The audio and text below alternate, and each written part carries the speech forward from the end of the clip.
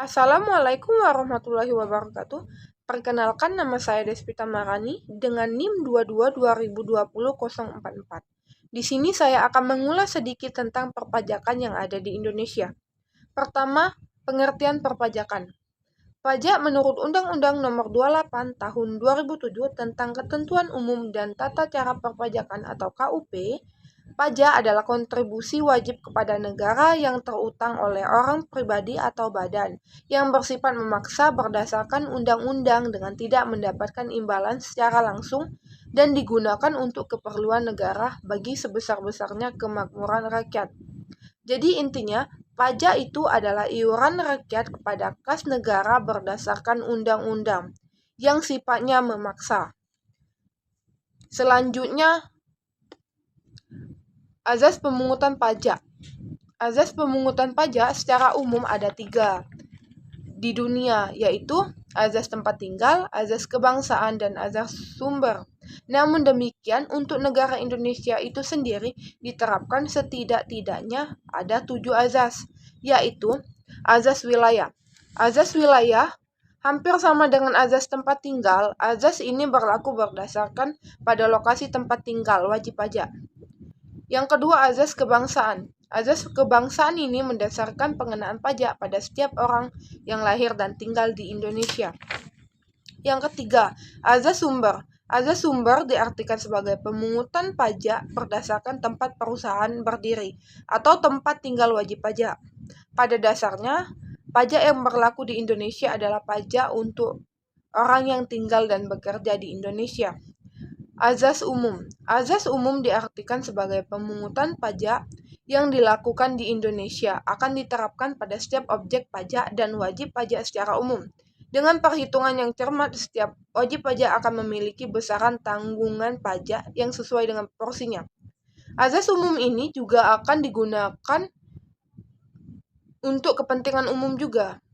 Azas yuridis. Azas yuridis, dasar pemberlakuan azas yuridis di Indonesia ini adalah pasal 23 ayat 2 UUD tahun 1945. Regulasi ini kemudian juga didukung dengan beberapa regulasi lain mengenai pemungutan pajak yang ada di Indonesia. Selanjutnya, azas ekonomi. Diartikan bahwa pemungutan pajak idealnya dapat meningkatkan perekonomian negara dan masyarakat secara umum. Pemungutan pajak yang dilakukan pemerintah tidak boleh hingga memberatkan masyarakat dan malah membuat ekonomi secara umum merosot. Azas finansial. Azas finansial artinya setiap wajib pajak akan dikenakan pajak berdasarkan kondisi finansialnya yang bersangkutan. Wajib pajak dengan pendapatan 5 juta tentu akan memiliki beban pajak yang lebih kecil daripada pajak dengan pendapatan 10 juta.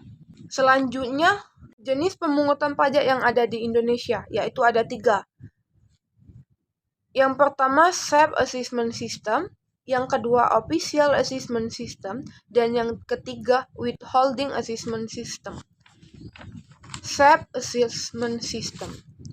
Self-Assessment System merupakan sistem pemungutan pajak yang membebankan penentuan besaran pajak yang perlu dibayarkan oleh wajib pajak yang bersangkutan. Dengan kata lain, wajib pajak merupakan pihak yang berperan aktif dalam menghitung, membayar, dan melaporkan besaran pajak ke kantor pelayanan pajak atau KPP, atau melalui sistem administrasi online yang sudah dibuat oleh pemerintah. Contohnya, jenis pajak PPN dan PPh. Sistem pemungutan pajak yang satu ini dimulai diperlakukan di Indonesia setelah masa reformasi pajak pada tahun 1983 dan masih hingga berlaku saat ini. Official Assessment System merupakan sistem pemungutan pajak yang membebankan wewenang untuk menentukan besaran pajak terutang pada Fiskus atau aparat perpajakan sebagai pemungut pajak. Sistem pemungut pajak ini bisa diterapkan dalam pelunasan pajak bumi, bangunan atau PBB atau jenis pajak daerah lainnya.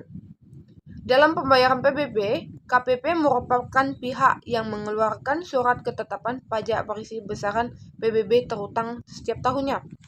Contoh sistem perpajakan Official Assessment, yaitu besaran pajak terutang dihitung oleh petugas pajak.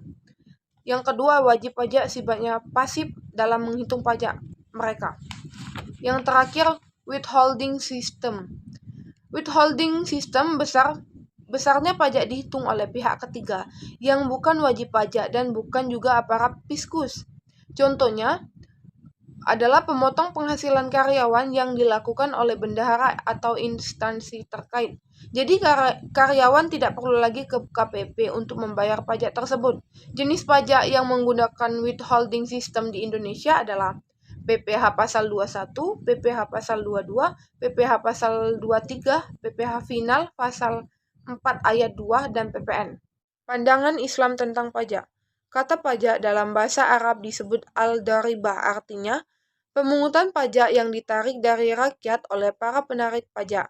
Menurut Imam Al-Ghazali, pajak ialah apa yang diwajibkan oleh pengusaha atau pemerintahan muslim pada orang-orang kaya dengan menarik dari mereka apa yang dipandang dapat mencukupi kebutuhan masyarakat dan negara secara umum ketika tidak ada kas di dalam Baitul Mal.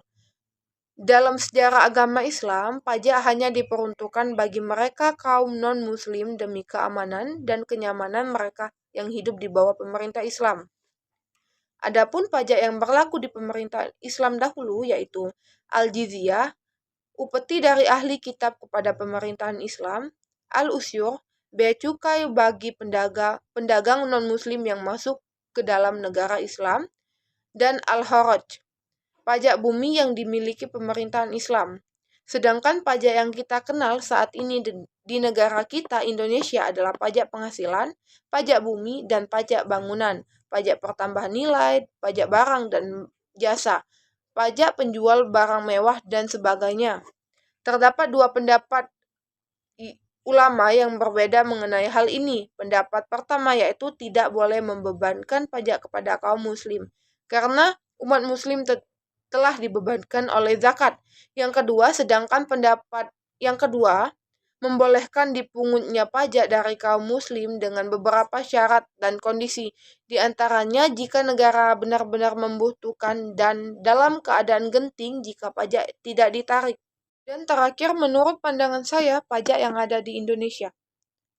Pajak itu adalah iuran rakyat kepada kas negara berdasarkan undang-undang yang dapat dipaksakan dengan tidak mendapatkan jasa timbal kontraprestasi yang langsung ditunjukkan dan digunakan untuk membayar pengeluaran umum. Oleh sebab itu, pajak mempunyai peranan yang sangat penting dalam kehidupan bernegara. Terlebih khususnya di dalam pelaksanaan pembangunan, karena pajak merupakan sumber pendapatan negara yang membiayai semua pengeluaran termasuk pengeluaran pembangunan. Baiklah, itu saja yang dapat saya sampaikan. Semoga presentasi tentang perpajakan saya kali ini bisa menambah wawasan Anda. Apabila ada kata-kata yang salah, saya mohon maaf. Wabillahi taufiq wal hidayah. Wassalamualaikum warahmatullahi wabarakatuh.